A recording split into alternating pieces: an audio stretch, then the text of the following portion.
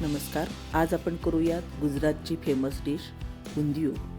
अनेक भाज्या एकत्र करून भरपूर तेलामध्ये केली जाणारी ही पारंपरिक अशी डिश आहे. थंडीच्या सीझनमध्ये ह्या सगळ्या भाज्या छान मिळतात. त्यामुळे या सगळ्या भाज्या एकत्र करून केली जाणारी ही डिश म्हणजेच उंधियू खूपच टेस्टी लागतं. त्याकरता लागणारं साहित्य आहे सुरती पापडी पाव किलो, 3 केळाचे मोठे तुकडे करून घेतले, पाव किलो रताळी, पाव किलो बटाटे, पाव किलो कंद आणि पाव किलो वांगी, तेल, ओवा, ही हिरव्या लसणाची पात, मिरची आणि कोथिंबिरीचं वाटण तयार केलं आहे. कोथिंबीर धुवून बारीक चिरून घेतली आहे. ओलं नारळ, याचा आपल्याला मसाला तयार करायचा आहे कोथिंबीर नारळाचा. मेथी आपण धुवून चिरून घेतली आहे बारीक. रवा, बेसन आणि कणिक ह्या तिन्हीचं आपल्याला मेथीचे मुठे करायचे. मीठ, साखर, तिखट, हिंग, धणे जिरे पावडर आणि हळद. प्रथम आपण वाडग्यामध्ये मेथी काढून घेऊ. त्यात आपण ओला मसाला जो लसणाचा केला आहे तो घालून हळद, तिखट, धणे जिरे पावडर, मीठ, साखर आणि तेल असं घालून एकजीव करून घेऊ आणि ते तसंच ठेवून देऊ, म्हणजे त्याला पाणी सुटेल.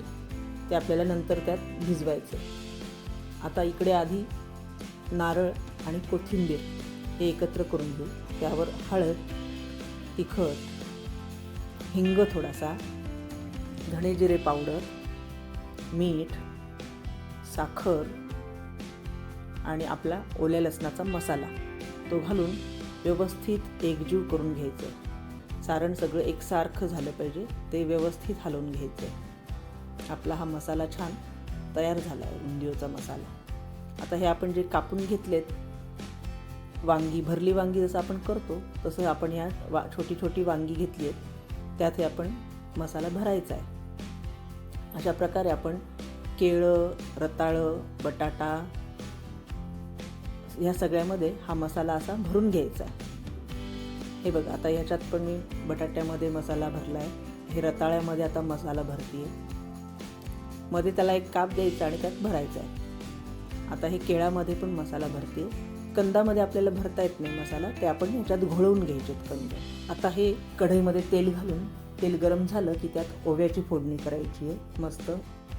मग हिंग घालायचा, हळद घालायची आणि हा ओल्या लसणाचा मसाला जो आपण केला आहे तो घालून तो पण चांगला परतून घ्यायचा. त्यावर पहिल्यांदा आपण पापडी घालायची. पापडी छान हलवून घ्यायची. त्यावर आपल्याला जो आपण नारळ आणि कोथिंबिरीचा मसाला तयार केला आहे तो घालायचा. तो घातल्यानंतर त्याच्यावर आता आपण जे सगळ्या भाज्या भरल्या आहेत त्या सगळ्या एक एक करत जायच्या, एक एक करत ठेवायच्या. पहिल्यांदा बटाटा घालून त्याच्यावर परत नारळ कोथिंबिरीचा मसाला घालायचा. मग रताळं घालून त्याच्यावर परत नारळ कोथिंबिरीचा मसाला घालायचा. मग वांगी घालायची. असं करत करत सगळ्या भाज्या घालायच्या. केळं आपल्याला आत्ता घालायचं नाही, ते सगळ्यात शेवटी घालायचं. भाजी पूर्ण उंधियू शिजल्यानंतर आपल्याला केळं घालायचे, कारण केळं हे पटकन शिजतं म्हणून. आता आपण हे हलवून घेऊ मस्त आणि त्यावर एक झाकण ठेवून झाकणावर आपण पाणी घालू. पाणी याच्याकरता घालायचं म्हणजे खाली उंधियू लागणार नाही, जळणार नाही, त्याकरता आपण हे पाणी घातलं. आता मेथी आपली झाली आहे, भिजली आहे. त्याच्यात आपण रवा, बेसन आणि कणिक घालून हलवून घेऊ. ह्याला आपल्याला पाणी तसं लागणार नाही आहे, पण अगदी लागलंच तर ओला पाण्याचा हात करून थोडंसं पाणी घालू शकता आणि भिजवू शकता. ते भिजवून घ्यायचं व्यवस्थित. आपण कणिक भिजवतो तसं घट्ट गोळा हा तयार झाला आहे. त्याला थोडंसं तेल लावून एकसारखं करून घ्यायचं. हे तेल लावून छान झालं गोळा की आपल्याला त्याचे मुठे तयार करायचे. मुठे तयार करून आपल्याला वाफवायचे ते मुठे. आता हे तयार आहे आपले. आता आपण तोपर्यंत उंधियू शिजले का ते बघू. झाकण काढून एकदा हलवून घेऊया. अजून आपलं उंधियू शिजायचं आहे म्हणून त्यावर परत आपण पाण्याचं झाकण ठेवूया. इकडे आता आपण चाळणीला तेल लावून घेऊ. व्यवस्थित सगळीकडनं तेल लावून घेतलं की छोटे छोटे मुठ्याचे गोळे करायचे. एकसारखे बॉल करून आपण ते चाळणीमध्ये ठेवूया.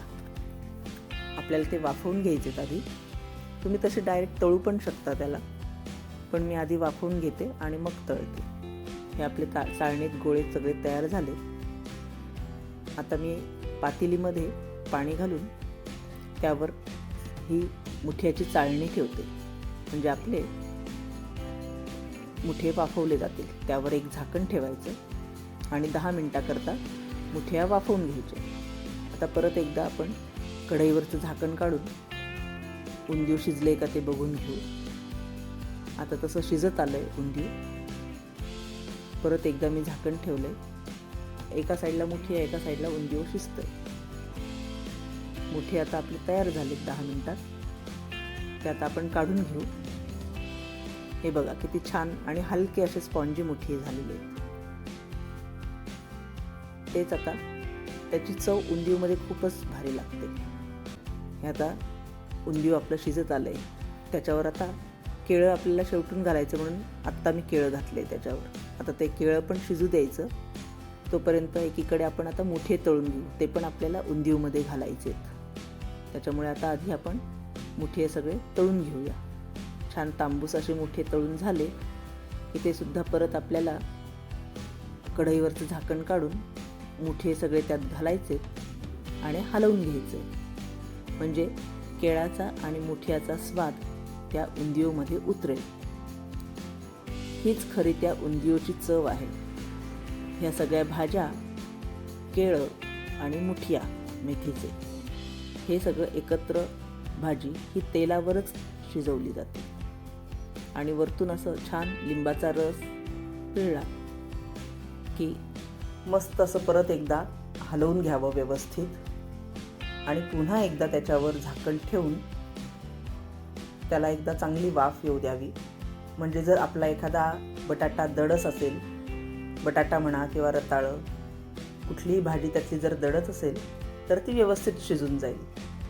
कारण आपण मोठे मोठे तुकडे घातलेत ना त्यात. म्हणून अगदी मस्त स्वाद असलेली ही भाजी म्हणजेच उंदीव आपलं हे तयार झालंय.